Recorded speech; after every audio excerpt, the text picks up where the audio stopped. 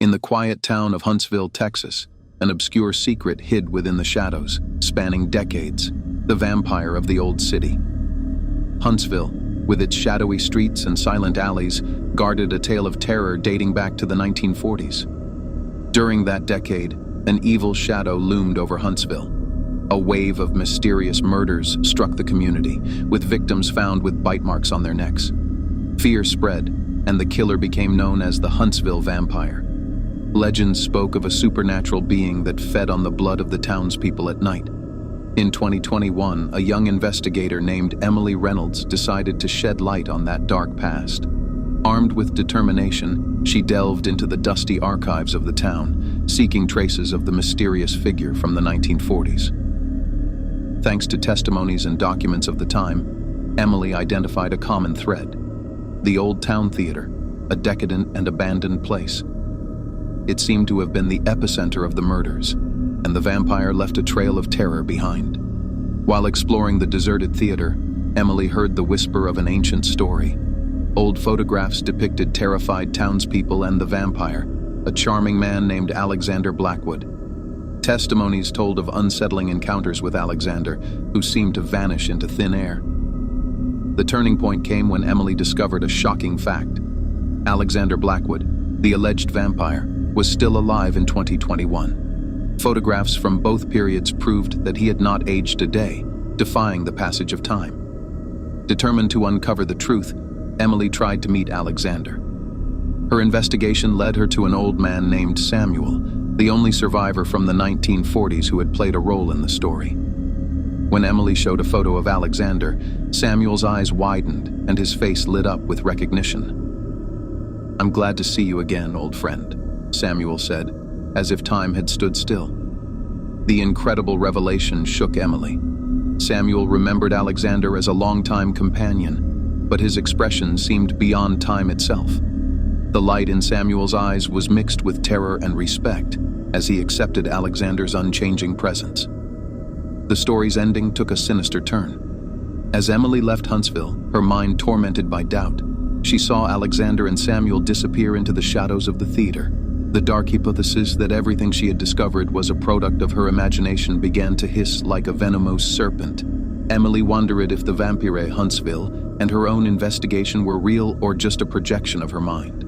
The thin line between reality and illusion dissolved, and uncertainty created a macabre fog in Emily's mind. Doubt haunted her as she left Huntsville behind, a town bearing the indelible marks of its dark history. The truth about Alexander's supposed immortality and the insinuation that it was all a macabre dream stirred her soul, leaving her questioning what was real and what was pure mental terror. The story of the Huntsville vampire remained an indelible trace in her memory, where mystery intertwined with madness, casting a sinister shadow over reality itself. In the 1940s, in the sleepy town of Savannah, Georgia, there was a barber whose haircuts were accompanied by a dark and insidious shadow. Robert Mercer, known as the Barber of Lost Souls. His shop, hidden in a remote alley, was a place where the lines between beauty and malevolence blurred. Robert, a middle-aged man with hair as black as ebony and eyes that seemed to peer into the soul, owned the most renowned beauty salon in Savannah. His predominantly male clientele was unaware that the price of a haircut from Robert was much higher than the cash paid. The town, during those years, was immersed in an atmosphere of uncertainty and change, but nothing could prepare the community for the secrets hidden behind Robert's closed door. Legends spoke of men disappearing after crossing that threshold, a dark connection between Robert's haircuts and the disappearance of innocent souls. The story came to life when a young journalist, William Harris, decided to investigate these suspicions. William was determined to uncover the truth behind the Barber of Lost Souls and bring to light the mystery concealed behind Robert's haircuts. Entering the salon's door, William found himself in a room adorned with antique mirrors and dark leather chairs. Robert, with his impassive expression, welcomed clients with the promise of astonishing transformations. Throughout his investigation, William began to gather disturbing testimonies. Men who had experienced Robert's haircut spoke of ghostly visions and a dark connection between their outward appearance and inner spirit. Many seemed to be trapped in a limbo between life and death, Rumors escalated when a body was found near the salon, a man known to have gone to Robert for a haircut. The police began to investigate, but the mystery deepened when the corpse showed signs of an ancient ritualistic practice. Williams' investigation revealed that Robert Mercer had a long history of dark rituals practiced in the decades prior, joining a secret network of individuals seeking supernatural powers through the sacrifice of innocent souls. As evidence against Robert mounted, his shop became the center of a storm of fear. The inhabitants of Savannah wondered how many of them had already sold their souls for a promise of eternal beauty. The story culminated with Robert Mercer's arrest, but his figure transformed into a dark legend, a tale that whispered of lost souls and a barber who, behind the facade of craftsmanship, turned out to be a soul predator, a killer masked behind a sharp blade and a sly smile. The town of Savannah remained marked by that dark page in its history, a wound that time struggled to heal. In the heart of the 1940s, as the dust of World War II settled, a mysterious melody was woven into the grooves of an old vinyl hidden in a dusty attic of an abandoned house in Darkwood. The recording, titled Echo of Inferno, was created by an obscure musician of the past, Edward Van Thorn, known for his eccentric musical tastes and a life marked by dark madness. The melody of Echo of Inferno was inexplicably captivating and enthralling, yet it contained otherworldly frequencies that insinuated themselves into the minds of those who listened. The vinyl, surrounded by voices of invisible presences and a heavy atmosphere, transformed into a portal to a dark world. Those who dared to listen to the recording in the darkness of moonless nights experienced strange and unsettling events. Dancing shadows, sounds from unknown corners, and indistinct whispers crowded their existence. Listeners found themselves catapulted into a distorted reality where the boundary between the real and the nightmare crumbled.